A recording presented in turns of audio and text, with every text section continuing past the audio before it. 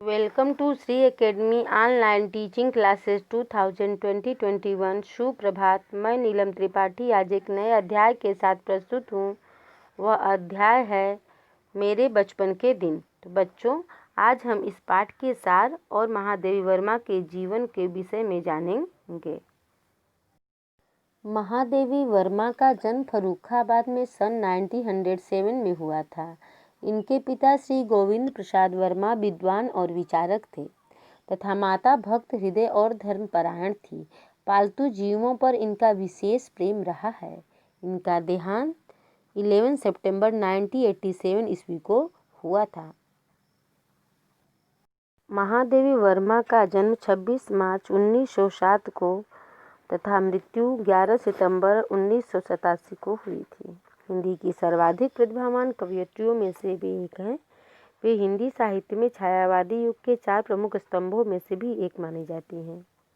आधुनिक हिंदी की सबसे सशक्त कवयित्रियों में से एक होने के कारण उन्हें आधुनिक मीरा से के नाम से जाना जाता है। कवि निराला ने उन्हें हिंदी के विशाल मंदिर की सरस्वती भी कहा है। महादेवी ने स्वतंत्रता के पहले का भारत भी देखा और उसके बाद का भी देखा। वे उन कवियों में से एक हैं जिन्होंने व्यापक समाज में काम करते हुए भारत के भीतर विद्यमान हाहाकार रुदन को देखा, परखा और करुण होकर अंधकार को दूर करने वाली दृष्टि देने की कोशिश की। न केवल उनका काव्य बल्कि उनके समाज सुधारक के कार्य और उन महिलाओं के प्रति चेतना भावना भी इस दृष्टि से प्रभावित रहे। उन्हें मन की पीड़ा को इतने स्नेह और श्रृंगार से सजाया कि दीप शिखा में वह जन जन की पीड़ा के रूप में स्थापित हुई और उसने केवल पाठकों को ही नहीं, समक्षकों को भी गहराई तक प्रभावित किया। शब्दावली का विकास किया जो अभी तक केवल ब्रज भाषा में ही संभव मानी जाती थी। उसके लिए उन्होंने अपने समय के अनुकूल संस्कृत और बांग्ला के कोमल शब्दों को चुनकर हिंदी का जामा पहनाया। संगीत की जानकारी होने के कारण उनके गीतों का नाद सौंदर्य और पैनी उक्तियों की व्यंजना शैली अन्यत्र दुर्लभ है। उन्होंने अध्यापन से अपने कार्य जीवन की शुरुआत की और अंतिम समय तक वे प्रयाग महिला विद्यापीठ की प्रधानाचार्य बनी रही। उनका बाल विवाह हुआ परंतु उन्होंने अविवाहित की भांति जीवन यापन किया। प्रतिभावान कवयित्री और गद्य लेखिका महादेवी वर्मा साहित्य और संगीत में निपुण होने के साथ साथ कुशल चित्रकार और सृजनात्मक अनुवादक भी थी। उन्हें हिंदी साहित्य के सभी महत्वपूर्ण पुरस्कार प्राप्त करने का गौरव प्राप्त है। भारत के साहित्य आकाश में महादेवी वर्मा का नाम ध्रुव तारे की भांति प्रकाशमान है। गत शताब्दी की सर्वाधिक लोकप्रिय महिला साहित्यकार के रूप में वे जीवन भर पूजनीय बनी रहीं। वर्ष 2007 उनकी जन्म शताब्दी के रूप में मनाया गया। 27 अप्रैल 1982 को भारतीय साहित्य से अतुलनीय योगदान के लिए इन्हें ज्ञानपीठ पुरस्कार से सम्मानित किया गया।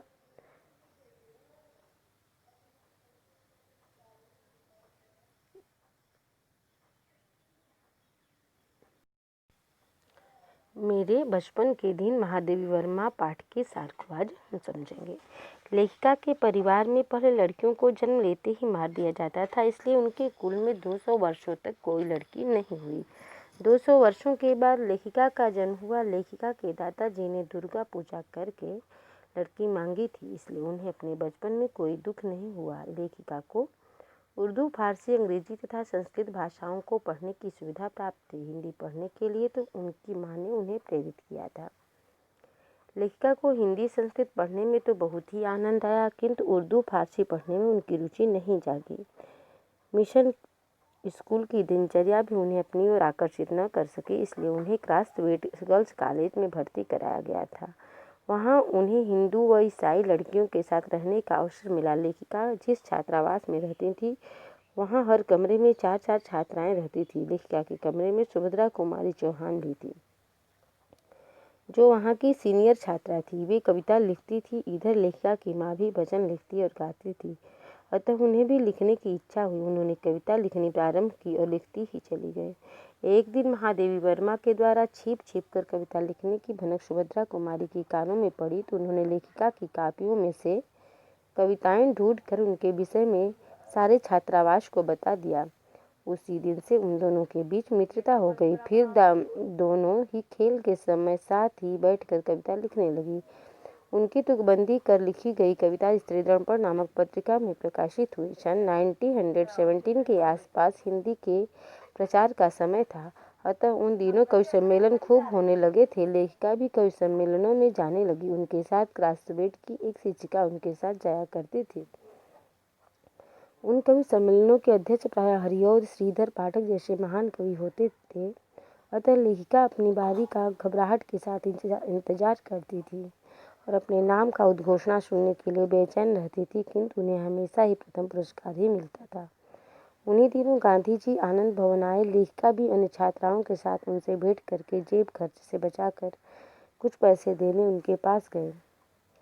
वह हिंदी तथा मराठी भाषा का मिला जुला रूप बोला करती थी। वह अच्छी हिंदी नहीं जानती थी।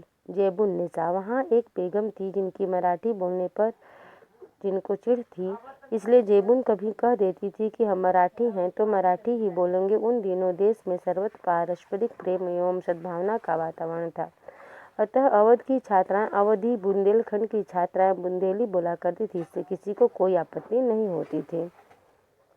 मेस में सभी एक साथ खाना खाती थी तथा एक ही ईश प्रार्थना एवं भोजन मंत्र बोलती थी।